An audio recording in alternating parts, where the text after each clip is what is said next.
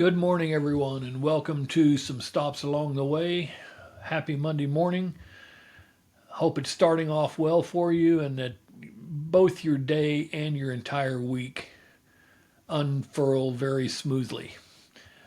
Before we jump into a continuation of our discussion about Romania, I just wanted to remind you my memoir, Some Stops Along the Way, which is a companion to this podcast, is available on Amazon.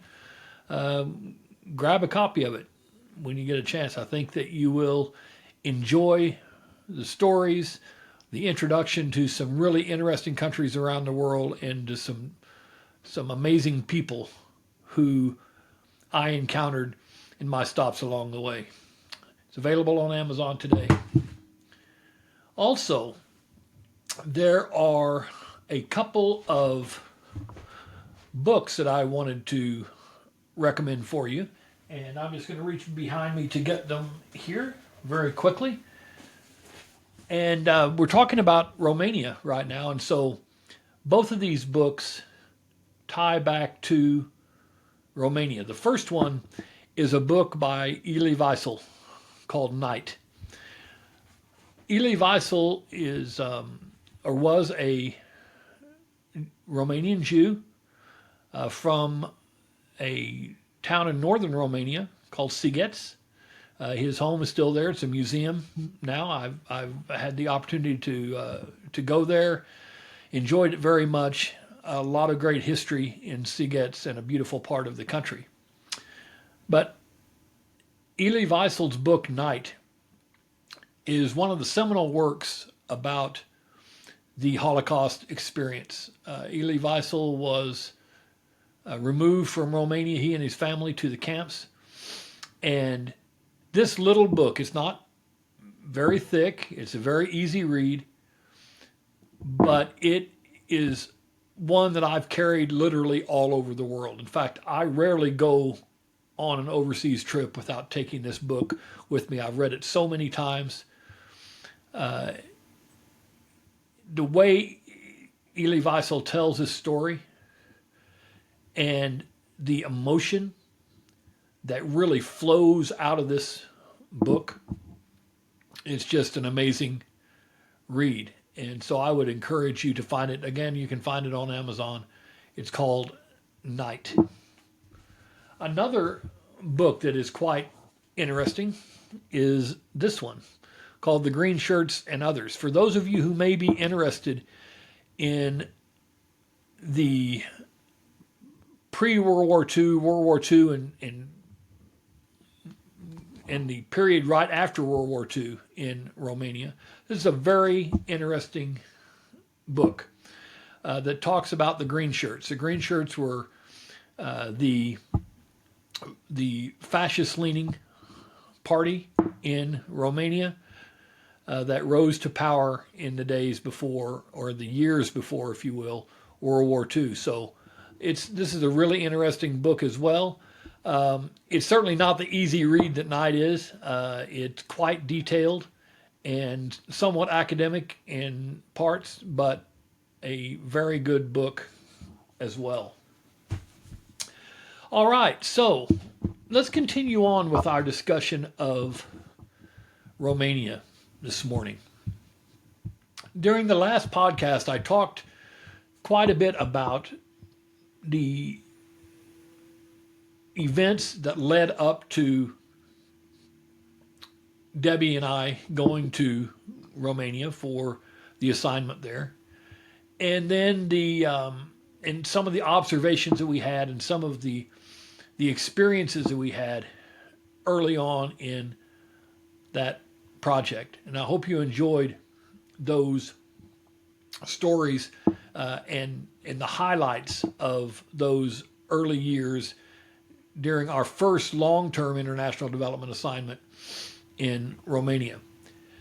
But to really understand or begin to understand the Romanian context and how it got to the place that it was when I arrived, first for a short-term assignment in 1999 and then for a long-term assignment in 2000.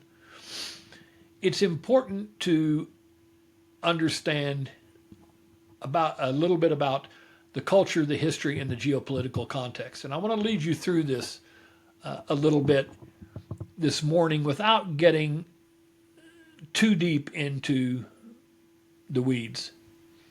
But of course, all of you probably already know that Romania is a country at the crossroads of Eastern, Central, and Southeastern Europe. What you may or may not know is some of the country's history. It dates back to the Bronze Age. In the first millennium, waves of nomads swept across Romania. It was really a route in which the nomads and later on the conquerors made their inroads into that part of Europe.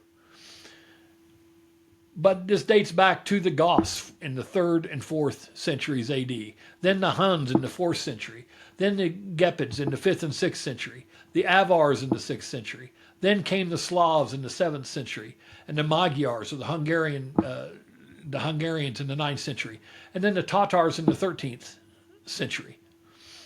And it was just a continual shifting of power and people groups that were traveling through and into Romania, which really laid the groundwork for the mosaic of its culture later on, because Romania is an amalgamation of a lot of different cultures. A seminal event, though, for Romania happened in 1054. And it's not just Romania, but certainly it's important for that country. But this really, what happened in 1054 really had connotations for all of Eastern Europe, the Balkans, Russia, etc. And that's what's called the Great Schism. The Great Schism occurred because there was a series of ecclesiastical and theological disputes between the Catholic Church and what later became the Orthodox Church. Basically, it was between the Greek East and the Latin West. And so this schism developed because the churches eventually separated because of primarily doctrinal issues, and that led to the rise of the Orthodox Church. Of course, Romania is an Orthodox-oriented country. The Romanian Orthodox Church is very strong and powerful. Maybe not as much so today as it was in the past, but certainly in ancient times, since 1054, and all the way through, even during the communist times, when the church was almost a surrogate, if you will, in many ways, for the state. It's retained a lot of prominence and a lot of at least historical importance in the mosaic of that country, and has contributed a great deal to the culture of the country. Of course, like many countries in the region, the Ottomans came to Romania. That happened in the 16th century. And the Ottomans especially came to areas like Wallachia and Transylvania, which added another cultural palette on top of everything, of all the other cultures that had really started to create the fabric of Romania. But what about the modern Romanian state? Well, that was created through the unification of the principalities of Moldavia and Wallachia, when they accepted a federal structure by the great powers following the Paris Convention of 1858. And it was later cemented by the simultaneous election as ruler of both states of the unionist Alexandru Ioan Cuza. The Romania also entered a period of monarchy, as most countries in that area of Europe did. King Carol I was crowned King of Romania in 1881, and he died in 1914 to be succeeded by his nephew Ferdinand I. Of course, 1914 was a seminal year in that it was leading up to what at that time they called the Great War, World War I. In 1916, Romania entered the World War I on the side of the Entente powers, or the Allies, if you will. They didn't perform particularly well militarily, regrettably, and by the end of the war, the Austrian and Russian empires had disintegrated. The National Assembly in Transylvania and in Bessarabia and Bukovina proclaimed their union with Romania, and King Ferdinand I and Queen Maria were crowned sovereign of all Romanians in Alba Iulia in 1922. This period between 1922 and the Second World War was a period of relative growth in Romania, not just in economic growth, although that happened, but also cultural growth, the growth of the arts, the growth of Romania as a prominent state. Some call it the golden age of Romania, and I'll circle back to that in just a little bit. But during this period, there were a lot of political machinations, and this is a period where the green shirts, the fascists, and the communists began to exert their authority within the country. And this led, by the time that World War II erupted in Europe, with the Romanians initially supporting the Axis powers. But in 1944, King Mihae I, Michael I, forced the German-supporting Ioan Antonescu from power, thus facilitating a shift to support the Allies. By the way, Antonescu, who's a story in himself, was executed for war crimes in 1946 after the Axis powers were defeated. The interesting thing about this is that Romania was basically invaded and bombed, if you will, by both sides, because they were bombed by the Allies up till 1944, and then after 1944, they were heavily bombed by the Axis. And so it was a real challenge for Romania when they first supported the Axis, but then when they shifted sides, because then both sides exuded damage in Romania, and quite frankly, neither side trusted the Romanian government very much because of the fact that they saw them as having shifting loyalties. After the war, of course, the Russians began to exude authority over that area of Europe, and in 1947, King Mihae was forced to abdicate, and from then on until 1989, Romania was a socialist republic. Let's fast forward, though, from 1947, when Mihae abdicated, to 1965, when Nicolae Ceausescu came to power. He was not the first communist ruler of Romania. He was actually the second. But Ceausescu's legacy, and we'll talk about Nicolae Ceausescu here in just a moment in more detail, but his legacy in Romania was one that I came face to face with when I first went to the country, even as late as 1999 and 2000. Ceausescu ruled from 1965 until December 22nd, 1989, when he was deposed by a democratic revolution. In the context of the fall of communism throughout Eastern Europe during the revolutions of 1989, and they were going on not just in Romania, but in areas around Eastern Europe, the protest in Romania really began in the town of Timișoara, which is in the western part of the country, with a protest in support of a reformed pastor named Laszlo Tokes. He was a Hungarian minister and was seen by the government as somewhat of an antagonist, a troublemaker in that area. And they had difficulty getting him to reform his rhetoric, if you will. And so Ceausescu first sent soldiers, then sent his miners, and we'll talk more about the miners here in just a few moments, to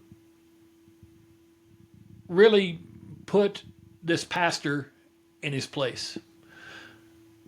But what occurred is that once these protests started, then others began to join the protests. Students first, and then mothers, grandmothers, etc.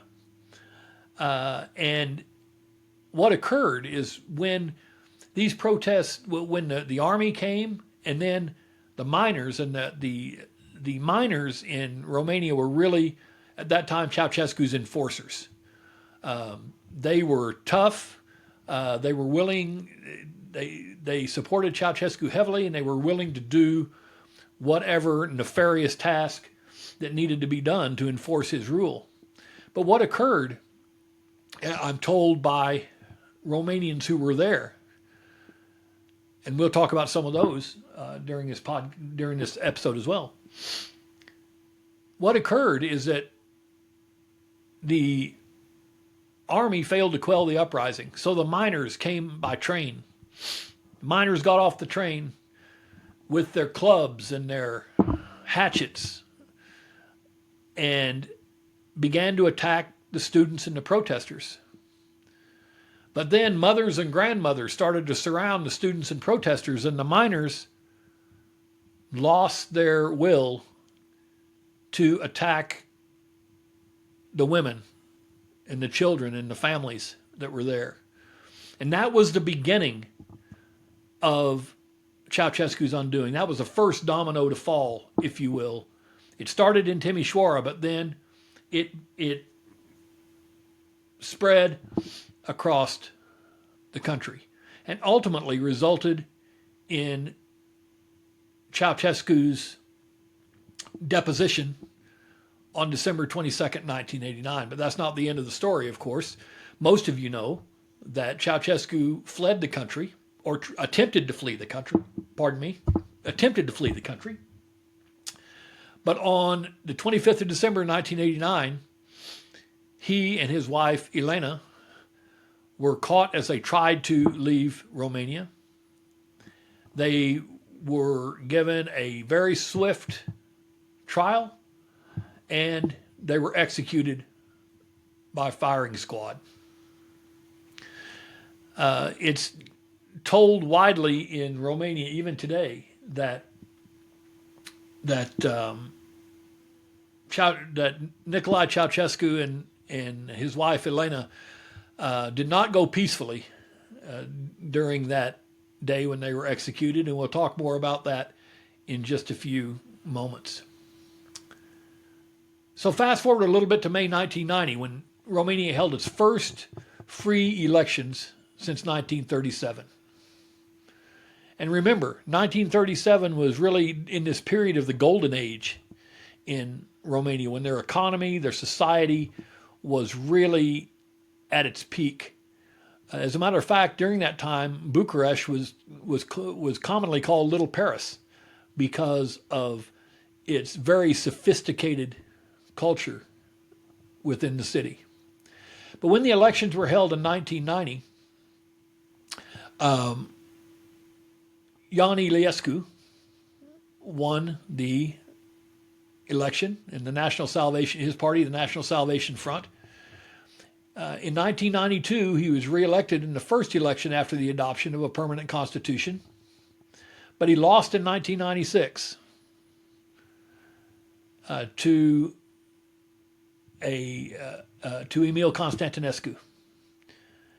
Iliescu returned to power in 2000 and was actually the president of Romania when I arrived for our first long-term assignment. During this period, and if you understand the European political system, the president is usually more of a ceremonial role, and the function of government is really overseen by a prime minister. And there were a number of prime ministers during this period, but the one I want to touch on briefly is a gentleman by the name of Adrian Nastase, who was prime minister from 2000 to 2004 for a large part of the time while I was there. He was a very interesting individual in many ways, very professional looking, very well spoken. But his political fortunes soured over the years, and in 2012 he was actually sentenced to prison for corruption. He was really the only major Romanian politician that was ever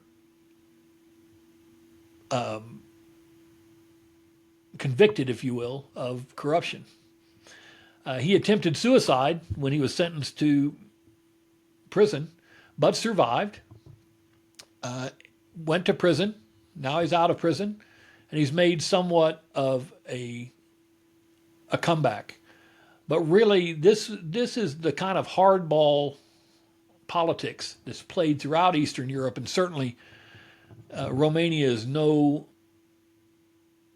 lightweight as far as hardball politics is concerned. Traian Băsescu, who was, when I was there, was the mayor of Bucharest, was elected president in 2004 and 2009, serving until 2014. And he was succeeded by Klaus Iohannis,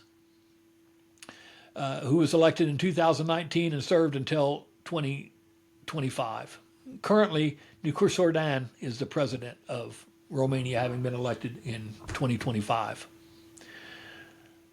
During the years that I was there, a number of seminal events in Romania occurred. We talked about some of them: 9/11, NATO accession. But one of the biggest events that happened in Romania, from an economic standpoint at least, happened after I had already left the country, and that was on January 1st, 2007, when Romania entered the European Union.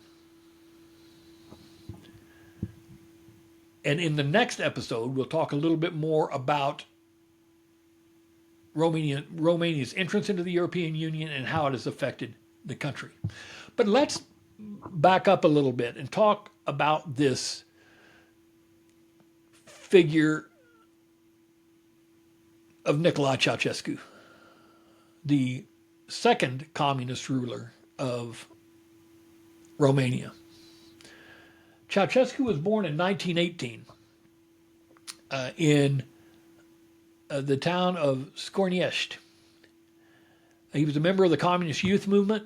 He was actually arrested in 1939 for what they called conspiracy against the social order, which was the primary reason that they used to jail anybody in opposition. And he spent most of World War II in internment camps. After World War II, he began to rise through the ranks of Gheorghe Gheorghiu-Dej socialist government, who was the first president of the first socialist ruler of Romania. So he rose through the ranks of his government, and on Dej's death in 1965, Ceausescu succeeded to the leadership of the Romanian Communist Party as General Secretary. Ceausescu was an enigma in that initially he was looked at as a reformer, one of the rulers that those outside of the communist bloc, the West, so to speak, could deal with. Initially, he did things like granted more press freedom than the former government, etc. But this didn't last very long. Over the years, Ceausescu and his wife, Elena, became more and more paranoid, more and more intolerant, and really their focus became very draconian and very anti-Western. But also they were problems to the Soviet Union as well, because Ceausescu was almost seen as a wild card by all parties involved. There were many reasons for that.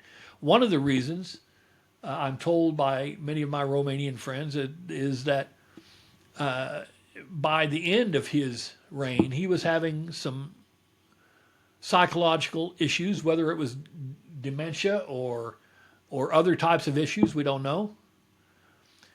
But he was very paranoid, and his wife, Elena, had really taken a lot of power within the administration. And we'll talk more about Elena in just a few minutes. But one of the things that was interesting about Ceausescu is that early on he got Romania into a huge amount of debt in order to militarize and to enhance critical infrastructure. But then he became fixated on getting Romania out of debt, and so he began to export many of their agriculture products all around the world to get the country out of debt. He also wanted to heavily control population. He wanted the population to grow. And so the natural order of things for people who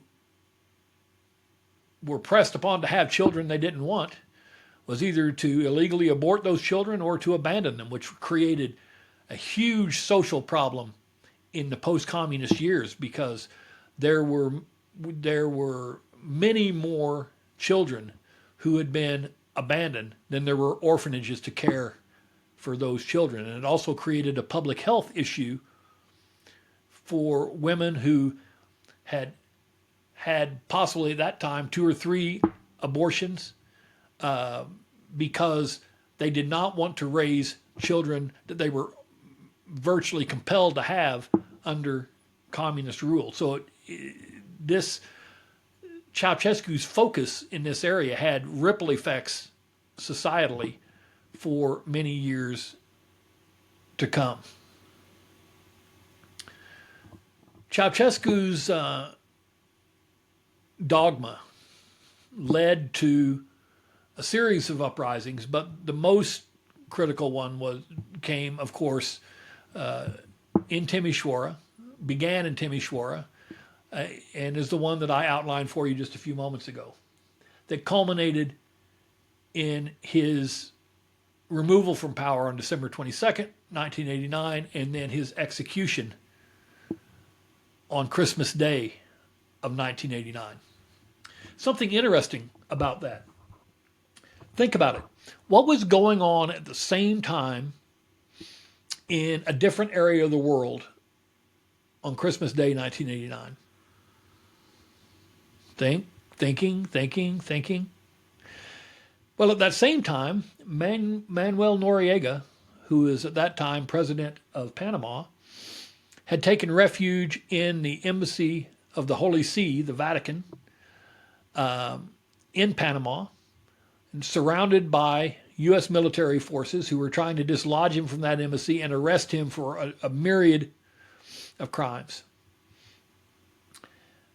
Of course, Ceausescu's execution was filmed, and it was actually played on CNN. And the story goes that sitting in the embassy of the Holy See, taking refuge there in Panama, that Noriega watched the events in Romania unfold, which led to the demise of the Ceausescus, and that contributed to his decision a few days later to put on his military uniform, walk out of the embassy, and give up. He saw his potential future through the lens of what happened to the Ceausescus. Now, I mentioned Nicolae Ceausescu's wife a few moments ago, Elena. Most Romanians that I've talked to, and for my Romanian friends that are listening to this podcast, if I'm incorrect, please put it in the chat because I don't want to give incorrect information. But I'm told that she was a very challenging person to deal with. And as she got more and more authority, she became less tolerant and just mean. One story that I heard, which was told to me by someone who was credible, is that when the Palace of Parliament was being built, Palatul Parlamentului, we'll talk about the palace here in just a moment. But when it was being built, if you go into it today, there's a grand staircase at the entrance. It's a very beautiful staircase. But I'm told that on many occasions, Elena would walk in while it was being built, and she would see that staircase and not like it for some reason, want it torn down and rebuilt over and over again. If you watch the video of the day of their execution, when they're literally, she and Nicolae are being led out of a building to be shot, he seems to be almost detached from what's going on, confused about what's even happening. But she is angry and shouting at those that are taking them out to be executed, saying, I'm the mother of this country. Why are you doing this? Throwing out all manner of threats, even right up until the time that they put her against the wall and shot her. No matter which side that you fall on, I've never met a Romanian that had very many good things to say about Elena Ceausescu or about that time in the history of the country. I will say this, though. When we got to Romania for our long-term assignment in 2000, the economy between 19 and 1997 had really, there had been some growth, but it was very problematic in trying to transition from the socialist or communist system to one of democracy and capitalism. And by 1997, the economy really reached its lowest point. By 2000, there had been an uptick, but still Romania was in a very significant economic challenge. And they had a plethora of economic and social problems that they were dealing with, and it was not an easy situation on anybody at that time. So, what are some of the observations that we had in those early days of that assignment? Well, one of the things that I was interested in from the very beginning when I arrived in Romania was really trying to unpack how the revolution had unfolded through the lens of those who lived it. Because it's easy enough to read about it in a book, but in any country where I served, I really wanted to understand the context of the country through the lens of those who lived there. And the Romanians were more than willing to share these observations. One of my good friends in Timișoara, a man named Radu, talked about the protests there and how those protests had begun to spread around the country. And he said that everything changed, not only when the students joined the protest, but as I said before, when those mothers and grandmothers joined the protest, and small children, even the minors, Ceausescu's ultimate enforcers, weren't willing to beat mothers and grandmothers in the street. They just weren't willing to do it. And that started the ball rolling that eventually dislodged not just Ceausescu himself, but that system of government. One of our good friends in Romania was our driver, Cristian. And he and his wife, Madalena, are just fantastic people. We're godparents to their daughter. But Christy told me one day that during the protest of 1989, he was actually in the army at that time. Christy was a football player. And so he had been drafted into the army not to really do military functions, but rather to play football on one of the army teams. But when these protests started to spread around the country, the army leadership needed everybody to be out in the streets defending the city. And so Christie said one day they show up with uniforms and guns. They give them to Christie and his friends, who were technically in the army, although they were football players, and said, go out and defend the city. And Christie told me one day, look, that's the last thing we wanted to do. We didn't want to carry guns. We didn't want to do any of that. We were football players. But all of a sudden, they were out in the streets trying to defend the city. And Christie said that he found himself down by the old Parliament building at that time, in the center of the city. And the protests were happening all around. I mean, there was smoke and there were gunshots and there were bricks and stones and flying through the air. And the army was being attacked as the protesters tried to dislodge the Ceausescu government.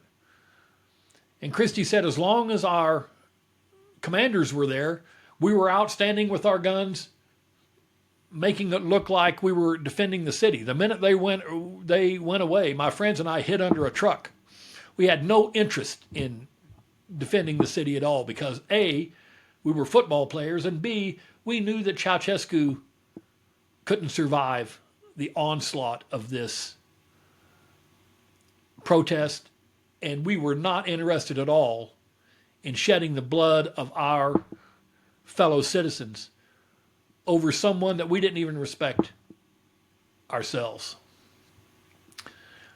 During those days in Bucharest, right before Christmas in 1989, the protesters became more and more powerful. They started coming in by train from other areas of the country. And eventually they took over the television station. There was heavy fighting around the national television station, which actually was across the street from where Debbie and I and Daniel lived while we were in Romania. And once they gained control of the television station, then they had a communications network where they could control the message. And this was another domino to fall that eventually toppled Ceausescu. But when I got there in 2000, there wasn't a great deal of talk about Ceausescu. They were far enough removed at that time from the days of his rule that more focus at that time was on how to to grow the economy and how to begin to make progress toward the European Union. But one of Ceausescu's biggest legacies that lasts to this day in Bucharest is something called Palatul Parlamentului, the Palace of Parliament. I wish that I could take all of you watching this podcast to Bucharest, Romania, so you could see this building. I would encourage you to go online, type Palace of Parliament, Bucharest, in the search engine, and look at photos of this amazing building, which began in 1984.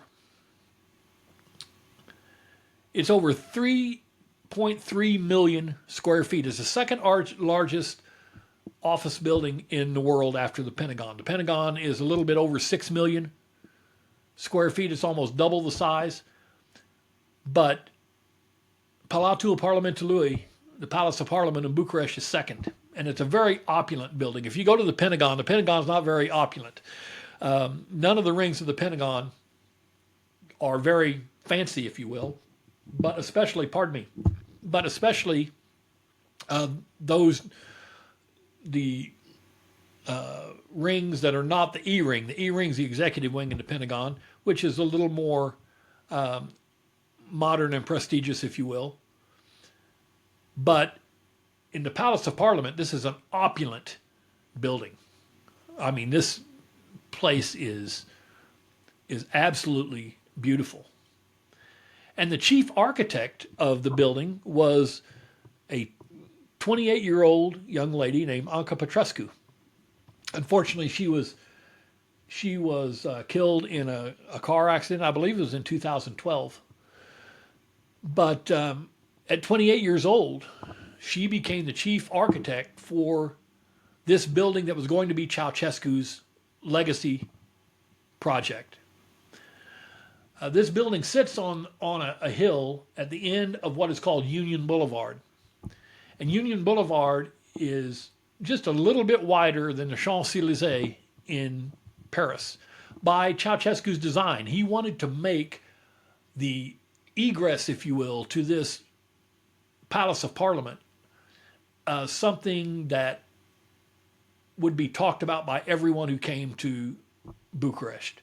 And so this avenue, Union Avenue, that leads up to it is very wide, very modern, very ostentatious. But to do this, he had to displace thousands of people.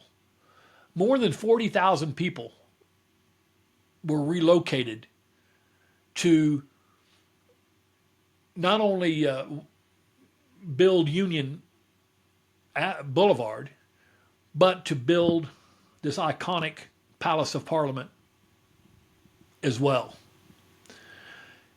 As I said, construction started in 1984, but even to this day, or at least up until 2012, only 400 out of the planned 1,100 rooms were finished and being used. That's how big this place is. It took between 20,000 and 100,000 workers to build the building, which is still not completed to this day. The exterior is, but from the interior portions are still not completed to this day. A lot of the workers, a big majority of the workers, were forced labor. And this led to a funny issue when I got to the country. I remember the first couple of speeches that I made to business associations there, I talked about volunteers. I used the word volunteer. And one of my team members, after a presentation, said, "Mark, you probably should use a different word than volunteer. Because here, volunteer took on a much different connotation than you mean it. We understand that you mean a volunteer to be someone who is so passionate about a project that they want to donate their time to make the project successful. Here, what volunteerism meant is that someone showed up at your house in the middle of the night, said, "You're now a volunteer, get yourself out and go to work," whether it was on this building or something else. And so even the vernacular that I was used to as an American had to change. I told you early on about Elena Ceausescu and this grand staircase that's in this Palace of Parliament. It is, by the way, absolutely stunning staircase. The foyer, if you will, or the entrance to this Parliament building is absolutely flabbergasting when you see it for the first time. I remember walking up that staircase and after hearing this story and thinking about how demoralizing it would have been for the workers to work very hard on the design that the architect had developed, only to have it destroyed by the wife of the ruler of the country just because there was something she didn't like. Very interesting. Early on in my time there, I made a speech in the conference hall in the Palace of Parliament. This conference hall has a huge oak round table. I don't know how many hundreds of people you could sit in that room, but it's very ostentatious, and one that I really had to pinch myself, not just to be in, but actually to make remarks in a room that was that iconic, if you will, in a building that was that iconic. As I said, this building was Ceausescu's legacy project. He wanted to consolidate all of government in this house of the people, this Palace of Parliament.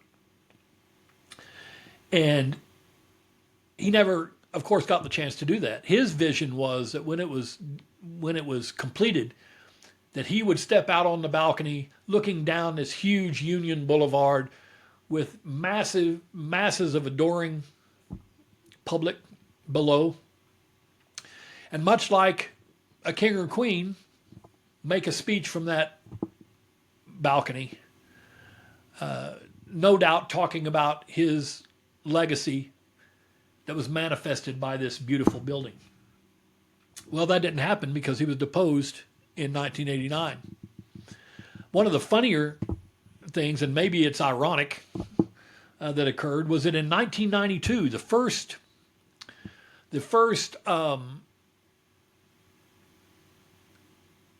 person of prominence, if you will, that stood on that balcony to make a speech was not Ceausescu. He was gone. It was actually Michael Jackson. And the story goes, to this day, whether it's an urban legend or not, I don't know, but I've heard this from many Romanians, is that Michael Jackson stepped out, the adoring public below, very excited, of course, to see this celebrity in Michael Jackson. And he waves and yells, "Hello, Budapest." Well, of course, he was in Bucharest, not Budapest, but he was Michael Jackson, so maybe they gave him a pass on that. I don't know. At any rate, Ceausescu's legacy was also manifested in another way while I was in the country, and that's because his villa was literally right across the street from where our office was located. So from our office window, you could really look down onto the grounds of what had been Ceausescu's villa, because we were in an area of the city that during the communist times, most of the communist leaders lived. So this was really the backdrop of the Romania that I found when I came to the country, and especially the capital city of Bucharest. It was a very weird time then because modernization was taking place. The economy was moving forward. As a matter of fact, our project was one of the last economic growth projects that the United States Agency for International Development, the U.S. government, funded in Romania before it joined the European Union. It was not the last, but it was one of the last. And so this was a time when really we were working on putting systems in place, because democracy can be a very chaotic form of government if systems aren't in place. So we were promoting things like public policy advocacy and good governance, in addition to economic growth, in order to put the systems in place to move the country forward. But at the same time, there was still a great deal of corruption. There was still a lot of machinations behind the scenes that were creating challenges both in society and within government. Interesting example of this. Down in the center of the city, there was a hotel at that time called the Lido. And many of the locals, especially the expats, called it the Bledo because there were so many killings in that hotel. It was at that time owned by some pretty nefarious individuals, and was known to be almost a mobster hangout.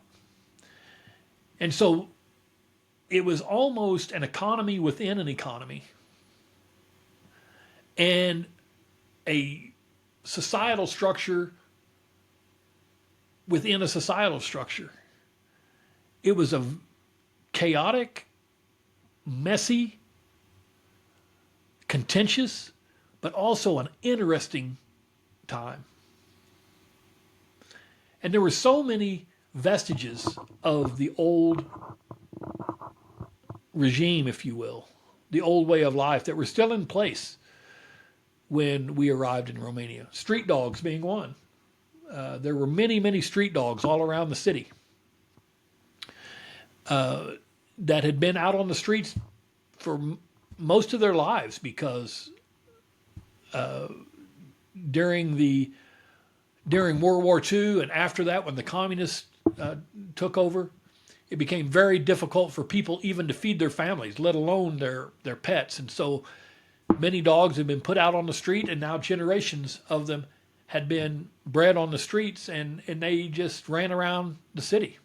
Virtually every neighborhood had several street dogs. As a matter of fact, on our street, we had a very likable street dog whom I named Bob. Obviously, I didn't look at Bob very well because Bob was not a he, Bob was a she, but we continued to call her Bob anyway. But Bob was an adorable dog and very nice, and everybody in the neighborhood took care of Bob.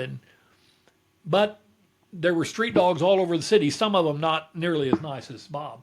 But many of them had been on the street so long, there were times when I would walk to the corner to cross the street, and a street dog would come up beside me and wait for the light just like I did and use the crosswalk to cross the street. That's how long they had been out on the streets. Traian Băsescu, who was mayor of Bucharest at that time, made the decision to get rid of these street dogs, and there was a lot of outcry around the world about this because there were a lot of animal rights groups that didn't want these street dogs exterminated. So, as a matter of fact, while I was there, the actress Brigitte Bardot came in to talk to the mayor about not exterminating the street dogs, and so it made all the newspapers. It made the news, and there was a picture in the paper with him with his arm around her, saying, "Okay, we will deal with the street dogs a different way. We're not going to just make them disappear." Everyone was happy, smiling, photos taken. She leaves the country. Within about 48 hours after her departure, the street dogs were, for all intents and purposes, gone, including Bob, who we never saw again. That was really the dynamic of this government within a government, society within a society that was going on at Romania during that time. might be a funny manifestation, but I think it's an appropriate example of what was happening. In the next episode, we're going to talk more about areas outside of Bucharest, the country of Romania, a little bit about the culture and the people, and some of my observations in having traveled most of that country during my time there. I think that it'll be quite interesting and something that I hope that you will very much enjoy. I hope that you learned something today in this podcast about the history and the geopolitical context of Romania, and also maybe chuckled a little bit at the disappearing street dogs and the torn up staircases in Palatul Parlamentului. But with all of the chaos and challenges that were happening at that time, there were so many great things happening as well. And that's why I said, as I told you during my first episode about Romania, I always told the Romanians that you think the golden age of this country was in the 1930s.